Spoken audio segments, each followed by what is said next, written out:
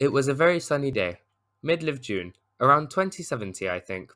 I remember my parents asking me to go to my grandparents' house to find their old photo albums. Yeah, they still had an old fashioned photo album. Anyway, my grandparents only lived 15 minutes away, so I hopped on my hoverboard and headed their way. I reached their house in no time, and the door automatically opened once the facial scan had finished. I waved and said hi to my grandparents, who were either on a joint treadmill or they were doing yoga. I can't really remember. I make my way upstairs and wait for the stairs to drop from the attic. They eventually drop and I head up again.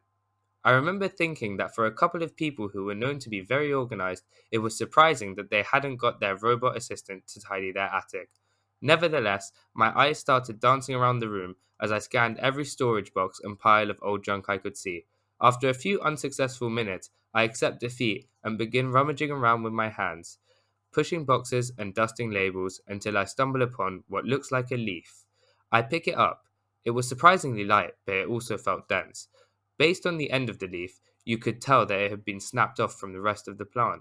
I place it to the side and keep searching for the photo album. After what felt like an eternity, I find the right box. I put the leaf on top and carefully carry the box downstairs. I approach my grandparents, who are now sitting on the couch talking. They looked in my direction, and I saw their eyes drop downwards where the leaf was placed. Wow, you found our old e-leaf. Your what? I replied eagerly. They explained that their house used to be filled with these e-plants that artificially created electricity. They had maybe five overall. It turns out that the leaf I found was in fact part of an entire plant.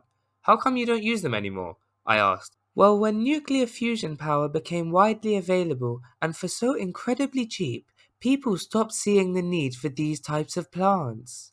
Looking back, I would have loved one of these in my room. Even nowadays, I reckon they could be useful.